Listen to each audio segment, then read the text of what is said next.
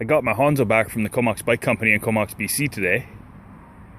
They had to take the Rockshox Revelation fork off and send it back to Rockshox, as well as the Rockshox Reverb dropper post. Rockshox sent me back a brand new reverb, and they put a charger damper on my fork. I now have high speed compression and low speed compression.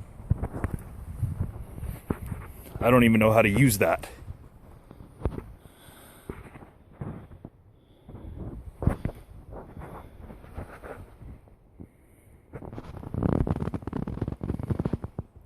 So